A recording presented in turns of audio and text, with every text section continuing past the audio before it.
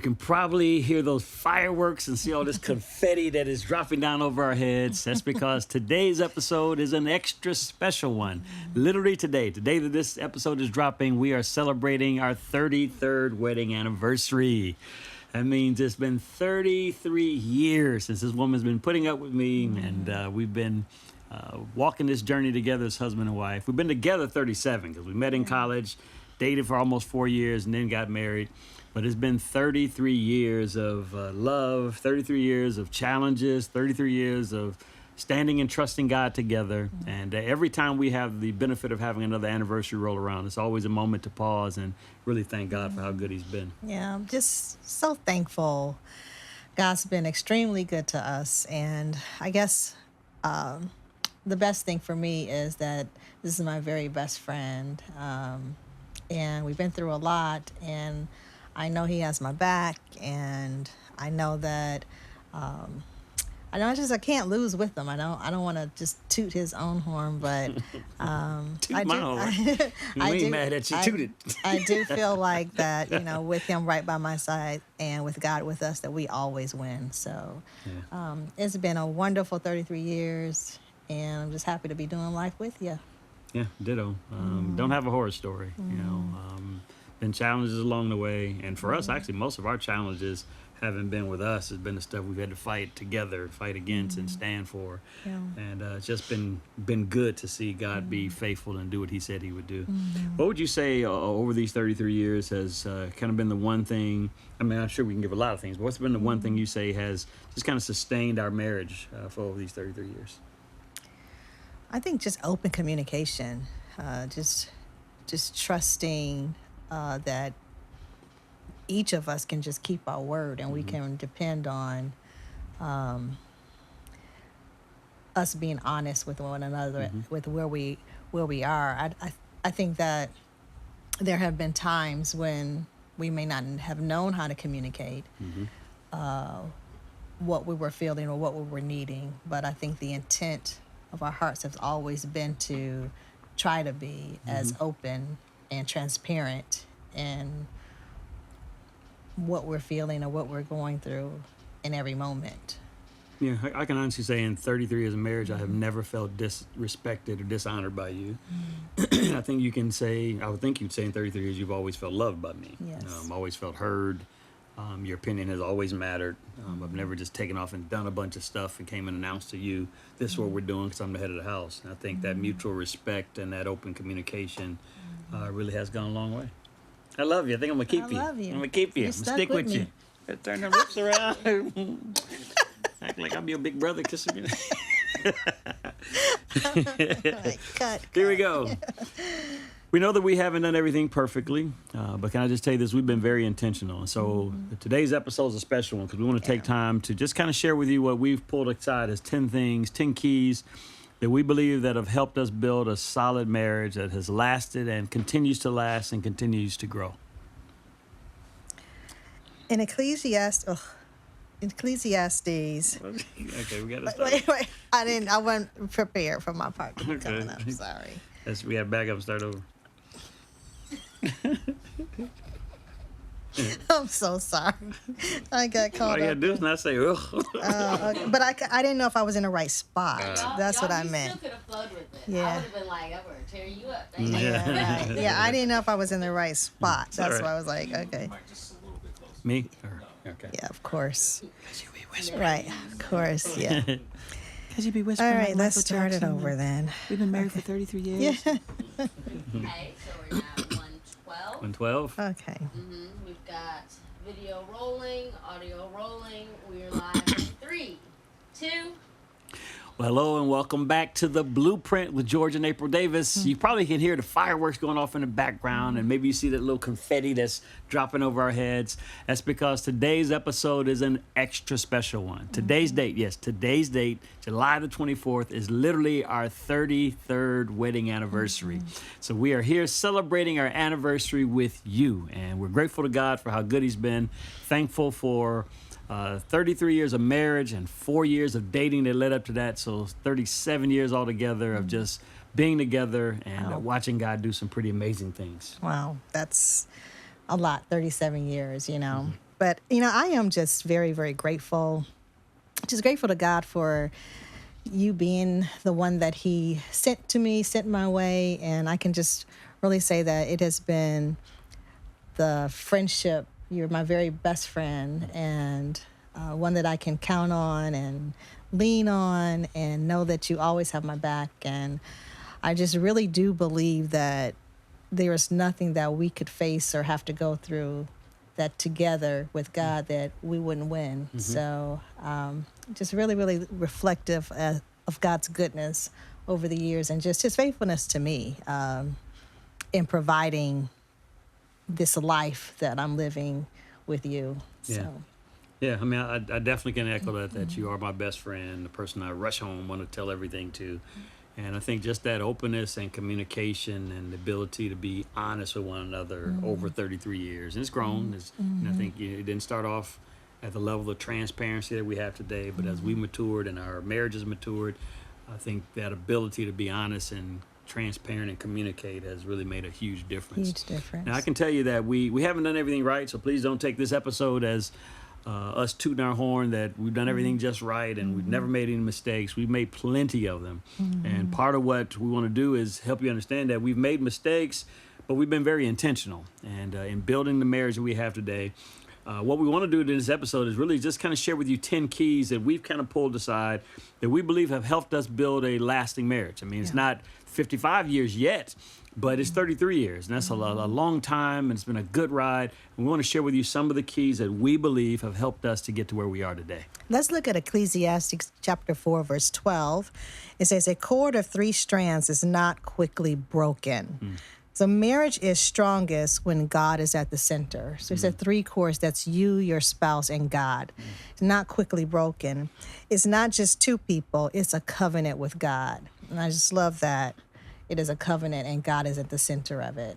Yeah, and we're going to jump into the keys in a minute. I'll give you a sneak peek. The first one is what she just said. You got to put God first. But before we dive into the keys, let me take a moment, as we always like to do, and just say thank you to one of our sponsors. We have a number of sponsors that believe in our podcast and want to get this information out to the masses and make sure that you can benefit from it. And so this episode of The Blueprint with George and April Davis is brought to you by Dr. Christopher Williams and Urology Consultants.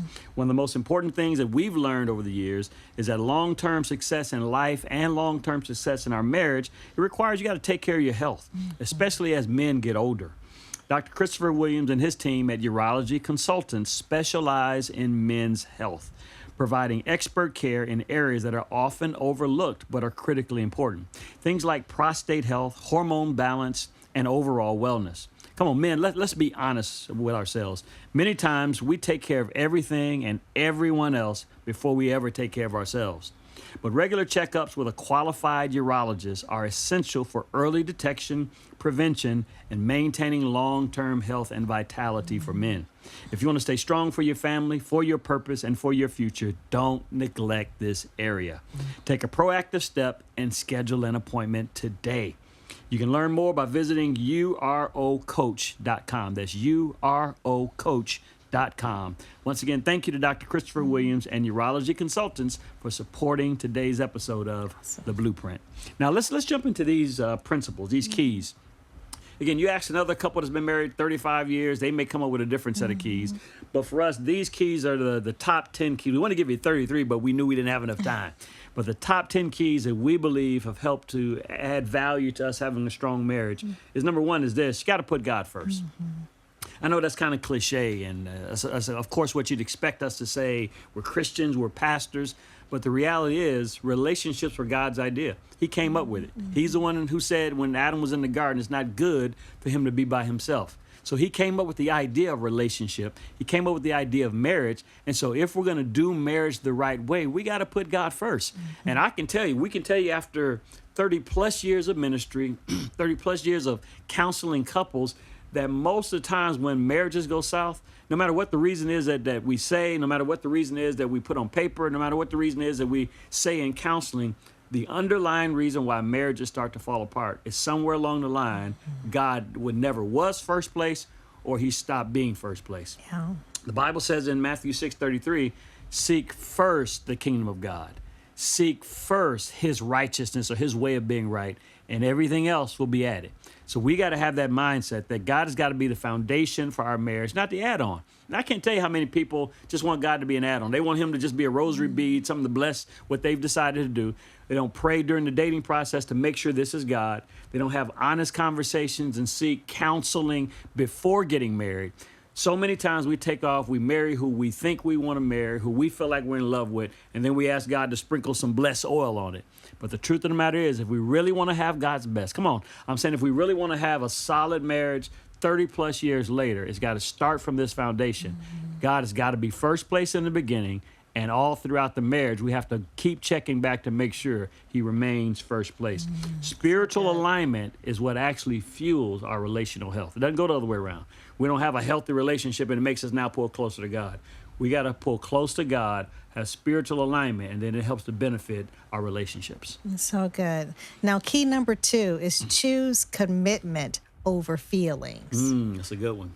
Feelings fluctuate, but commitment stabilizes. Love is decision, not an emotion. What? Love is what? A decision, Not an... emotion. Well, Tina Turner said otherwise. She said, what's love but a secondhand An emotion? Not true. So love is a decision, not an emotion. So it's something you wake up every day and decide. choose. You I choose. choose. I decide. And which means on the days when I don't feel it, I Right. still choose it. Right. That's good. Your feelings can fluctuate. You know, I don't want to trust in my emotions. I want to trust in the decision, my choice to love. That's good. Key number 3, communicate honestly and often. Ephesians 4:15 says to speak the truth in love. Silence creates distance. Healthy communication builds connection. And I can attest to that with us. If times where, you know, you want to go off in your separate corners, that's what you do. You go off in your separate corners and be silent. It creates distance.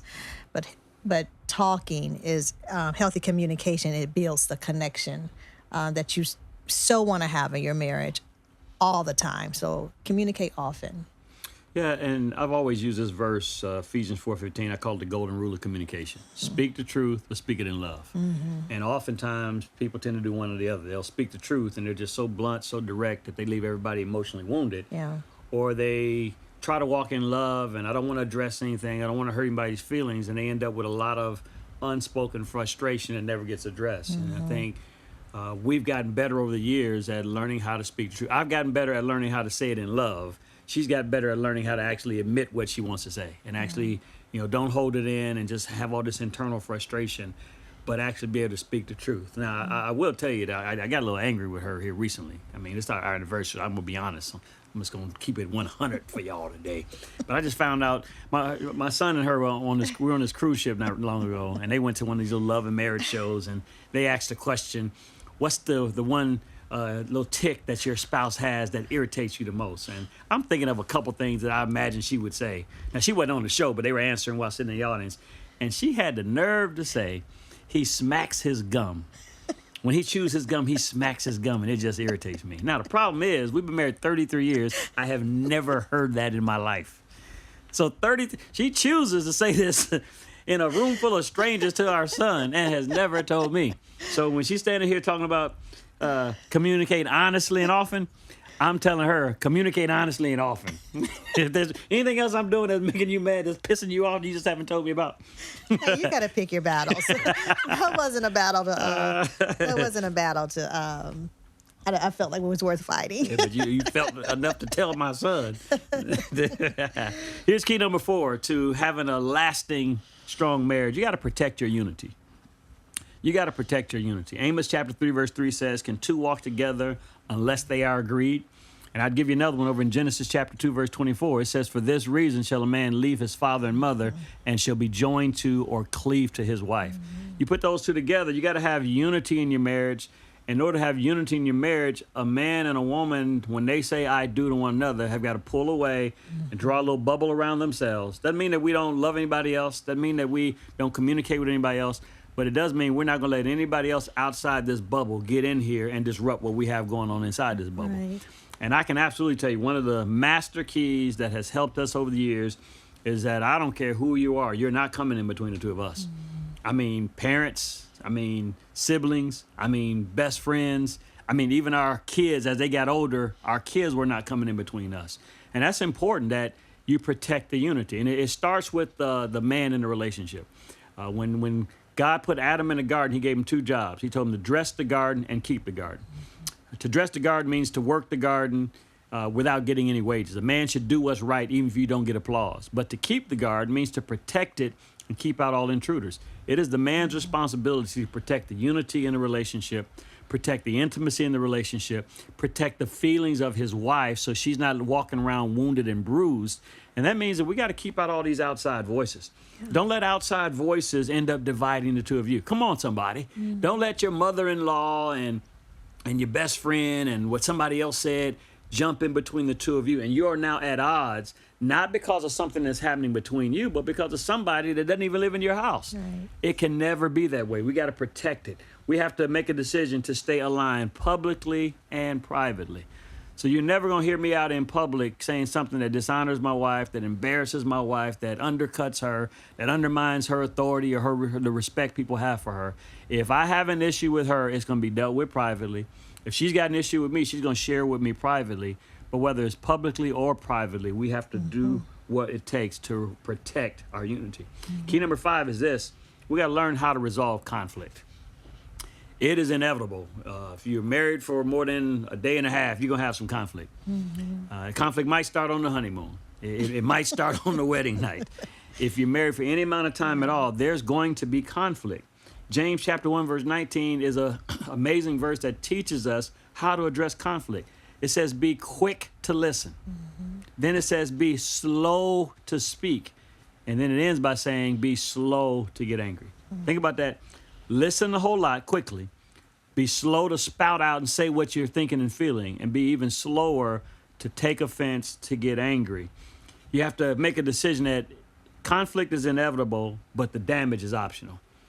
We're going to run into conflict. Conflict is just a clash of ideas. We're going to have some conflict, but we don't have to have damage. We have to learn how to fight fairly. 33 years of marriage, we have had lots of disagreements. In fact, I jokingly say I think we disagree more today. We have more fights today than we did in our 20s or 30s. Yeah, we do. Partly because when you get to a certain age, I ain't holding this in no more. I'm just telling you what I think. We're not old people. You know how old people do? They just say anything. But we've gotten to that age, man, where I'm not gonna walk around holding this. I don't like to hold it with anybody because I'd rather you know where I stand. Because sometimes I could be making an assumption that's wrong. So I believe in saying what's got to be said and let you tell me if I'm wrong or not.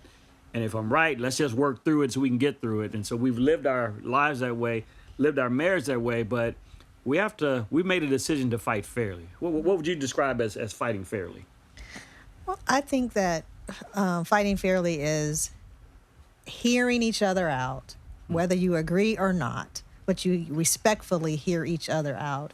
And then 2, you have to be willing to be honest and say what's on your heart. I think for us, I think that you have always been able to just get it off you and say whatever. And I think the reason why we argue more today is because now I do it. And I don't know if I like that. So because I like the version of you in the 80s a little better. Because I would just hold things in and not say it. But it has been, as we have gotten older, I think our communication with each other has changed a bit, and we're openly fighting fairly together, each other doing it. And it's work. It has been an adjustment, I think, because I think we're at the point of being deeply honest with each other. Yeah, I think another part of fighting fairly is we don't ever call each other names. Oh, we've never done that. Never. In 33 years, I've never called her outside of her name. Now, I'm not trying to toot our horn, and maybe your marriage has been filled with one another calling each other outside of your name. But that just means that if you want to do this God's way, you got to put an end to that. That's a part of putting God first. Yeah, because, we got to treat each other the way he treats us. So that means just making a decision that, you know what, I am done letting my emotions get the best of me. I'm never going to call you outside of your name again. Because if you're born again, listen to me, The fruit of the Spirit is love, joy, peace, long-suffering, gentleness, goodness, faithfulness, meekness, temperance. Temperance means self-control. That means if I'm born again, I actually do have the ability to control myself. I can stop doing anything I actually want to stop doing.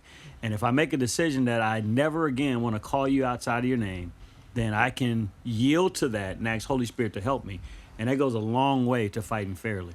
I think another component of fighting fairly is, we've never said anything in the middle of an argument with the intent of hurting each other.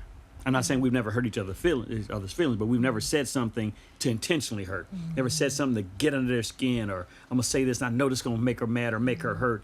We never used something that we shared with each other in a moment of vulnerability and then turn around and use that. See, that's the reason why you just met your dad at 44 and you didn't know who your daddy was. Well, she knows how I feel about that. She knows how intensely personal it was that I finally met my biological dad at 44. Well, we've had disagreements after I met my dad. She's never turned around and used something like that she knows is deeply personal and meaningful to me to turn around and use it as a weapon to jab me and vice versa. So we're going to fight fairly, then we have to find ways to disagree, share our opinion, but not do it in a way that's intentionally hurtful. That's so good. Key number 6, keep dating each other. What started the relationship must be sustained in the relationship. Don't let that dwindle. Don't let familiarity replace intentionality. Don't let what? What'd you call Familiarity. Familiarity. So silly. Familiarity. Do not let that replace being intentional. So you got to keep dating each other. Let him keep chasing you, and let yourself be caught. And just be intentional about the relationship. So put the date night, put the date day, put your vacation time, your getaway time on the calendar. Keep it scheduled, keep it routine, keep it fresh. And with that, it has to be, I think, too, I'm embracing it, spontaneity. So just some of those things, you just jump up and you just do things to keep it fresh. Yeah, and honestly, and these aren't ranked necessarily in order. Only one that's ranked in order is the first one. God's got to be first. But if I were ranking them in order, this one will probably be right up there next to that one. And I know it's not deep and spiritual, but when we've counseled couples over the years, almost every time, I wish I could go back and identify each one, but I'd say 90% of the time when we've found couples in trouble, you can take it to the bank. They're not dating anymore. They're not taking vacations. They're not dating. And with all the demands on our schedules, with all the stresses that are put in front of us, we have made it a habit of dating. Every Thursday night is date night. And we always dated. We always went to the movies in the early days. And when kids came along, kids got our attention, and we kind of started dating as needed. And in 2016, we had a real intense family matter, a health matter we had to take care of. We were caring for our daughter, and we looked up and realized we were spending so much time taking care of our daughter and taking care of our sons that we had stopped dating and had gotten to a place where we're starting to argue about stuff that we normally wouldn't argue about. And immediately I realized we got to get our date night restored. And that was 2017 when we started. January 2017, we went back to our date nights, and literally there's been very few Thursday nights since then that we have not been on a date somewhere. And they're not always expensive, they're not always elaborate, but they're always dedicated time. Quality time. And I'm constantly preaching this to other men and women, and it frustrates me to no end how many people I tell this simple principle to, and they won't do it. But the couples that do it, I look and they have healthier marriages, they get along better, they fight better because they have love in the love bank by having those times aside for date night. So it absolutely is one of the keys that has helped us in our marriage. Here's number 7. Key number 7, you got to embrace growth and change. Just got to recognize we're growing, we're changing. We started dating at 19 and 18. We got married when I was 23, she was 22. We're not the same as we were at 23 and 22. Not at all. It's essentially the same heart and character, but we've changed. Every 7 years, you become a different person. And so we have to recognize that. 2 Corinthians 3:18 says, our faces then are not covered. We all show the Lord's glory, and we are being changed. Watch this. We are being changed to be like him. That means, watch this, you're not marrying a finished product. When you say I do, the version that you marry is not the exact same version that they're going to be. Now, hopefully they're getting better, not worse. But we have to be prepared for change and go through the different seasons of life. And that means we have to work hard to grow together, not apart. One of the dangers that happens in marriage is that couples start growing, but they're growing in different directions. They take on different hobbies. They have different sets of friends. And before you know it, they look up and they're really just roommates and not truly covenant partners. That's so good. Key number 8, extend grace generously. Colossians 3:13 says, forgive as the Lord forgave you. Grace sustains what perfection never could. Extend grace generously. Try to give the benefit of the doubt all the time.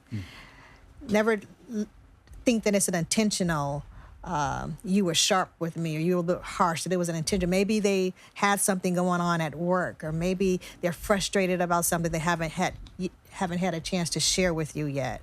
I mean, our lives get so busy, and there's so much sometimes pressure from the outside because of work. I mean, we work together. Thankfully, God's blessed us to be able to do that. But I know that the job carries a lot of stress for my husband. And so I know there are times that, he's got a lot on his mind, got a lot on his plate, and maybe something didn't come out quite the way it should have. I don't always just go with, there you go again, and now we're going at each other. Extend grace generously. Say, okay, I know it's not me. I'm pretty sure he's got something going on. Oh, I know what he's got going on. Hey, maybe he responded the wrong way. Maybe I responded the wrong way. Maybe the kids got the best of me today. What about when I got to extend grace to you, though? Because you just make it seem like I'm the only one need all this grace extended. So talk about the other side. We're in it right now, guys. No, but sometimes you have to extend grace to me because I'm frustrated, or I got things going on my side that I hadn't had a chance to share with him, or just whatever. Sometimes you just, in a mood, and you guys say, God, I'm going to let them have some space to deal with whatever they're going through at the moment, and then we'll come back and talk about maybe how something made us feel. And I think it's important too to understand the rhythm of your spouse. Like, there's certain times you can talk to me about anything. There are other times that I don't have it right now. I don't have that box open. And you can start a conversation going on there if you want to, but I'm probably not going to give you the answer you're looking for. I might not respond quite the way that I should. And I think the more you learn kind of how your spouse responds, then we have to pick those moments. Communication is not only saying the right thing, it's saying it the right way and at the right time. And sometimes I could be saying the right thing, I said it the right way, but I just picked the wrong time to try to introduce this conversation. And that's a big part of learning how to understand your spouse and extend enough grace to know maybe they just didn't have it in this moment to be able to have that conversation. So here's number 9. Key number 9, we're heading toward the close, but key number 9 is this. You got to stay physically and emotionally connected. Stay physically and emotionally connected. Don't get disconnected from your spouse. By all means, don't let somebody else come in and gain an emotional foothold in your life that your spouse doesn't have. 1 Corinthians 7:3 says the husband should fulfill his marital duty. And then it turns around and says the same thing to the wife. The wife should also fulfill her marital duty or not deny her husband sexual intimacy is really what it's referring to there. Intimacy matters, both emotional and physical intimacy. I don't understand these couples that go for weeks at a time. I've heard couples going for months at a time and they're not coming together physically. If, sex doesn't make a marriage, but a strong marriage should have a good sexual output. And if that's not happening, then we got to go back and ask what's going on. Because when there's an emotional connection there, the next thing that just naturally evolves from that is that there's a physical connection as well. And we have to make sure that that connection is prioritized. We can't get so busy doing all the other things that we don't remember that that's important to our spouse. Especially in the earlier days of a marriage, it's really important for the wife to remember that. Because for whatever reason, God in his infinite wisdom caused the man's sex drive to be real high in his 20s and 30s. And then it tapers some, and then the wife's sex drive kind of kicks into overdrive in her mid-30s into her 40s, and they don't overlap. Maybe because if they were hit at the same time, we have about 500 kids. but it causes the wife to have to demonstrate love and make sure she's thinking about his needs when his drive is high and hers is not as high. Then it causes the husband to have to make sure he's not neglecting and forgetting his wife's needs when hers may be higher than his is at that time. So what am I saying? It's just got to be a priority. Got to be a priority for both the man and the woman to stay physically and emotionally connected. Then here's the Here's a 10th one. Again, we could give you 15 more of these, but the 10th key that we want to give you to help establish and sustain a long-lasting marriage is you got to keep a long-term perspective. Yeah. Can't just have a short view. Yeah. Can't make decisions that are good for today, but that's a bad decision for 10 years from now. Galatians chapter 6, verse 9 says this. It says, let us not grow weary in doing what is right. Which means we can't just do what's right for a short time and then taper off. Great marriages, listen to this, are built over time. There are no great marriages that happen in 6 months. If you've been married 6 months, you're having a great moment. Yeah. You build a great marriage over time, over years, over decisions, over difficulties, over choosing what's right when you could choose what's wrong. Great marriages are built over time, and hear this out, we have to make a commitment that we're going to stay committed through all the seasons. Marriages go through seasons, you know. In our early dating years, our early marriage years, when there was no kids around, I'm 23, she's 22, and we got our first apartment and bought our first car together and experiencing all these firsts together. Took our first trip together. I remember we took our first trip out of town. I felt like we were doing something so wrong. Like our parents didn't know where we were. We just out here grown folk, and we're being grown folks. But we went through 8 years of just the two of us before we had our daughter Kerrigan. And I remember we had been together for so long that I used to look at her and say, look, we need some more people in these pictures. There's only so many ways two of us can pose. We took so many little pictures and pose this way and you turn that way. But we went through that season of no kids. Then we went through the season of trying to have kids. It took a while for us when we start trying to have kids. You know, we thought that the moment you stop taking birth control or stop doing whatever contraceptive matter you're using, immediately you're going to have kids. And it didn't happen that way for us. And I remember a season of pain where, month after month, we're expecting that pregnancy test is going to come back pregnant, and it didn't. Yeah. And then you remember when you finally actually took that pregnancy test and it came back positive? Yeah. Well, what was that like? Oh, that was like everything we had gone through, the time didn't matter anymore. It was like we were pregnant and we just sat on the bathroom floor. I know it sounds gross, but we were on the bathroom floor bawling, looking at that pregnancy test saying, wow, we're positive. Yeah. But that was another season. It was a yes. And then there was a season of our first child, and learning how to parent a child. And remember the first time that she had to go back for the doctor's appointment to see her doctor, we dashed out of the house with Kerrigan. We don't have a diaper bag or anything. She had not one pamper, we're full blown at the bottle. doctor's office, don't have a pamper, don't have a bottle, because we're learning. We're like, whoops, we left without anything. So yeah. But it's that you go through that having kids phase, and then you go through the whole season of raising kids, and that's a whole season. Because for a while I felt a little neglected, but thankfully our marriage was strong. We had spent enough time together, had taken enough vacations. I didn't take it personal, but when you have young kids, they demand the attention, and they demand the attention that you used to get. And so we went through that season of raising kids, and went through that season of teenage kids, went through that season of graduating and sending kids off to college. And now our youngest just finished his first year of college, heading into his second year of college. And so now we're adjusting to this new season of marriage and life after kids. And the beauty, when we start talking about take the long perspective, is we built so much equity in each of those other seasons that now we're at this season of technically after kids, and honestly, it's the best season of all. Not because we didn't enjoy raising our kids, but we still are friends. We still love each other. We actually enjoy being around each other. The whole empty nest season has not been nearly as hard as we thought it would be for her, in large part because we built so much good relationship together. Are you listening to me out there? No. Don't spend so much time investing in your kids and caring for them that you don't remember to care for each other. So why don't you just give them just a wrap up? Let's say some final takeaways. Stay committed, stay connected, and keep God first at the center. That's good. Stay committed. Stay connected. Stay connected. And keep God first. And keep God at the center of everything. That's good, man. Well, so glad that you have been tuned in today. I want to once again say thank you to Dr. Christopher Williams and Urology Consultants for the sponsorship of today's episode. Be sure to learn more about them and learn how to continue to take care of your health at urocoach.com. That's urocoach.com. want to say hello and thank you for enjoying this anniversary episode with us. We're celebrating. We're off enjoying ourselves as a married couple, thanking God for 33 years. And if this episode was encouraging to you, if it was a blessing to you, maybe it even challenged you, I want to encourage you, share this with another couple that you know needs it, another couple that can benefit from it. And remember this, healthy marriages don't happen by accident. They are built by design.